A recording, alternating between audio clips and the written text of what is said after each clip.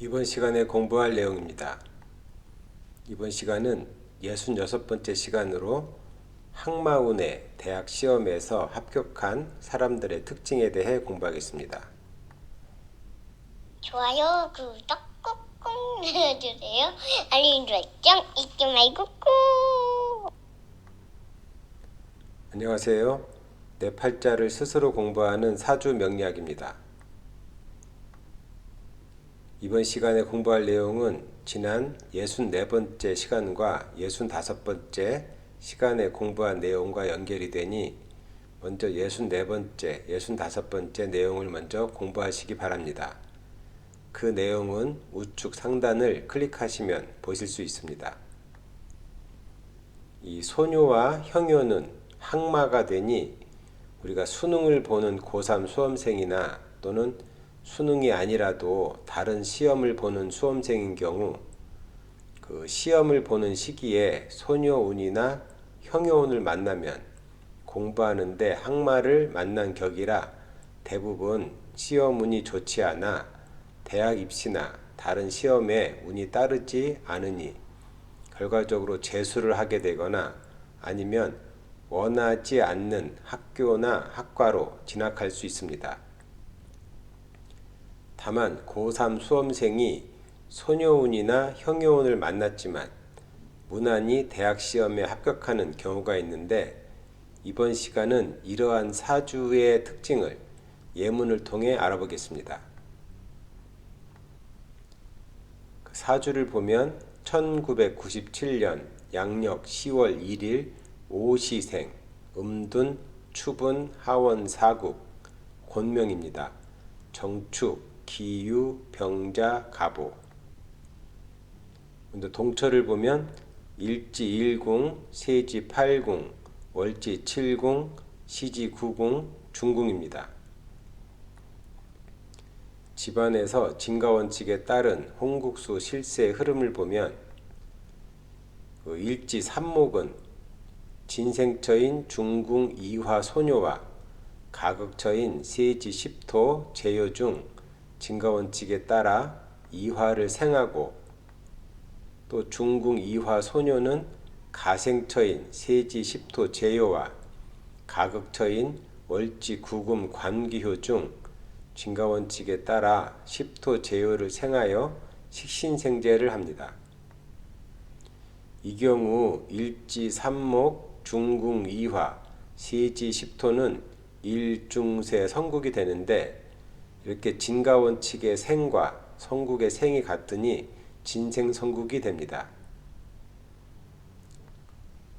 또 세지 10토 제요는 진생처인 월지 구금 관기효와 또 가극처인 시지 일수 그 부요 중 진가원칙에 따라 구금 관기효를 생하여 재생관을 하고 또 월지 구금 관기효는 가생처인 시지 일수 부요와 충국처인 일지 삼목 중 진가원칙에 따라 삼목 일지를 충국합니다.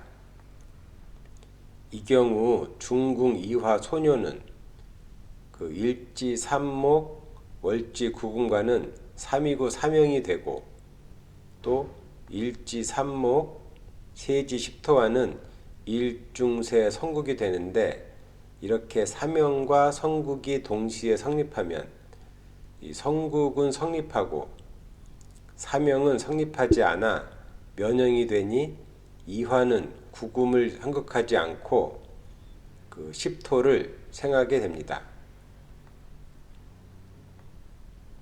또 시지 일수 부요는 그 가생처인 일지 삼목과 또 가극처인 중궁 이화 소녀 중 진가원칙에 따라 일지 삼목을 생합니다. 또 월지궁 98과 또 일지궁 34는 그 집안은 집안끼리 9삼충 또 천반은 천반끼리 4팔충이 되니 이런 경우는 교충이 됩니다. 그 여자인 경우 관귀는 남자 또는 남편이 되는데 이렇게 일지궁과 관귀궁이 교충이 되면 나 자신이 남편과 충이 되는 것과 같아 여자라면은 연애운, 부부운에 어려움을 겪습니다. 또 천반에서 진가원칙에 따른 홍국수 실세의 흐름을 보면 그 월지 천반 팔목 형요는 진생처인 세지 천반 칠화 소녀와 가극처인 중궁 천반 오토 제요 중 진가원칙에 따라 칠화 소녀를 생하고 또 세지 천반 칠화 소녀는 가생처인 중궁 천반 오토 제요와 가극처인 일지 천반 사금 관요 중 진가원칙에 따라 오토 제요를 생하여 식신생제를 합니다. 또 중궁 천반 오토 제요는 진생처인 일지 천반 사금 관요와 가극처인 시지 천반 육수 부요 중 진가원칙에 따라 사금 관요를 생하여 재생관을 합니다. 또 일지 천반 사금 관요는 가생처인 시지 천반 육수 부요와 충국처인 월지 천반 팔목 형요 중 진가원칙에 따라 팔목 형요를 충국하여 교충을 합니다. 이때 시지 천반 육수 부요는 가생처인 월지 천반 팔목 형요와 가극처인 시지 천반 칠화 소녀 중 진가원칙에 따라 팔목 형요를 생해야 하나 이 육수 부요는 영순이 집안 일수 부요와 겸황이 되는데 이 겸황이 된 천반 홍국수가 사명이나 삼사를 하지 않고 또 진생처나 충국처가 없이 가생처와 가극처만 있는 경우는 생극작용을 하지 않고 집안 홍국수에 겸황으로 묶이는데 이 경우는 육수 부요는 진생처나 충국처가 없으니 팔목 형요를 생하지 않고 집안 일수에 묶이게 되어 생극작용을 하지 않습니다. 그래서 겸황으로 묶였다고 봅니다.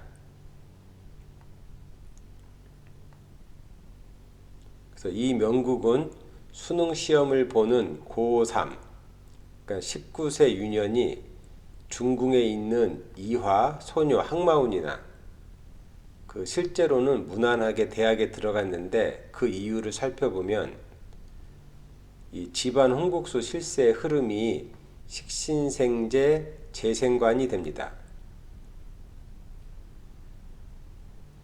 즉 이화 소녀의 실세가 구금 관기효를 극하지 않고 재요를 생하여 결과적으로 재생관이 되니 그 학교를 의미하는 관기효가 충국을 당하지 않아 그 안정적이기 때문입니다.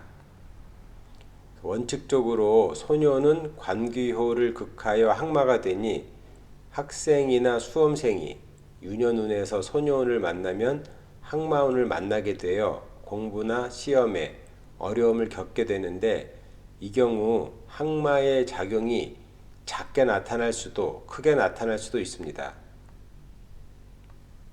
그 항마의 작용이 작게 나타난다는 것은 소녀와 관요가 동해 극관이 되더라도 소녀의 실세가 관교를 극하지 않고 소녀의 여세가 관교를 극하는 경우로 이 명국과 같은 경우가 됩니다.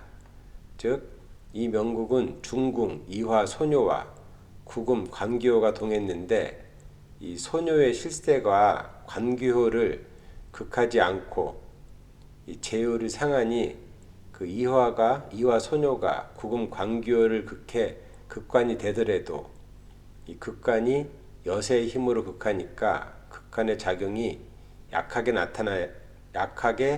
작용이 되어 항마의 작용이 작게 나타난다고 볼 수 있습니다. 이렇게 항마의 작용이 작게 나타나면 항마는 사춘기의 시기도 되니 학생이라면은 사춘기의 고민, 일반적으로 겪는 사춘기의 고민을 하면서도 나름 공부도 하고 그래서 시험운도 따르게 되며 또 다른 수험생이라면 꼭 고3이 아니더라도 뭐 공무원 시험이나 뭐 취업 시험이나 다른 그 시험 공부를 하는 수험생이라면 이 시험 준비를 하는 과정이나 시험 합격이 되는 과정에 여러 가지 갈림길이나 어려움은 있으나 결과적으로 합격이 될 수 있습니다.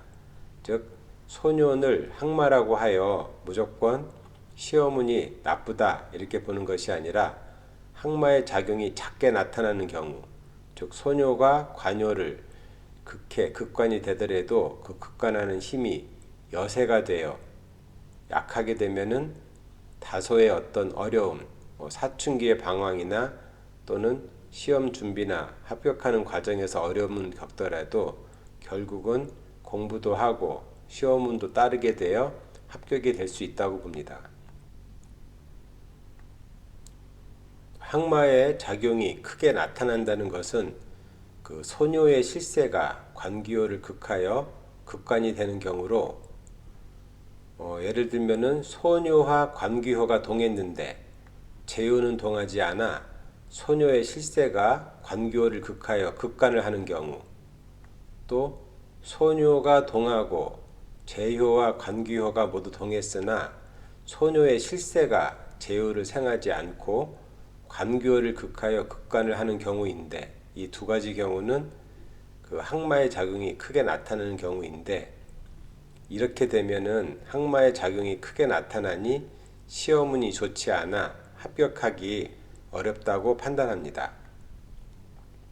또 소녀의 실세가 관기호를 극할 때도 소녀가 관기호를 극하는 힘이 강할수록 항마의 작용이 크다고 판단하니, 즉 형충이나 충극으로 극관을 하는 것이 진극, 가극으로 극관을 하는 경우보다 항마의 작용이 큽니다. 즉 극관이라는 그 자체가 항마의 작용이나 그 극관을 하는 그 과정이 형충일 때가 가장 크고, 그 다음은 충극일 때, 그 다음 진극일 때, 그 다음 가극일 때, 이 순서로 그 항마의 작용이 크게 나타난다고 볼 수 있습니다. 이 명국에서 이화, 소녀의 생극작용을 보면 그 이화에게는 생극할 곳이 영순이 오토 재효, 또 일순이 십토 재효, 또 구금, 관기호가 있습니다.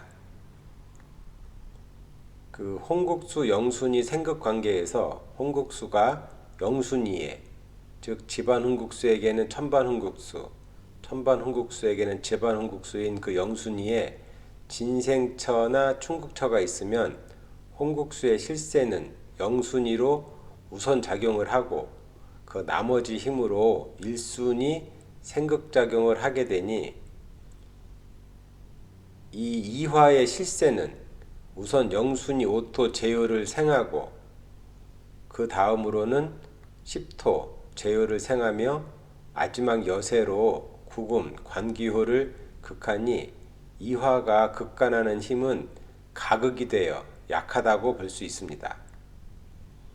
결과적으로 이화 소녀의 항마 작용이 약하게 나타나니 수능을 보는 시기가 이화 소녀 항마운이나 무난히 대학 시험에 합격할 수 있었습니다. 다음 사주를 보겠습니다. 1983년 양력 2월 16일 묘시생 양둔 입춘 하원 이국 곤명입니다. 개해 갑인 을해 기묘. 동천은 일지세지 6궁 월지 8궁 시지 3궁 중궁입니다.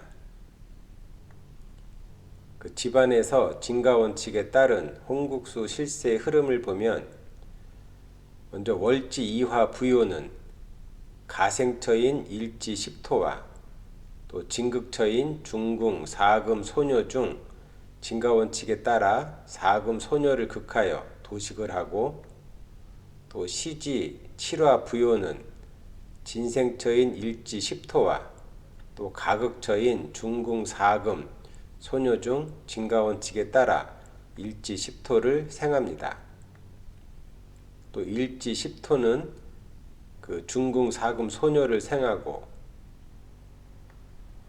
또 중궁 사금은 그 집안에 생각할 곳이 없으니 영순이 일수를 생합니다.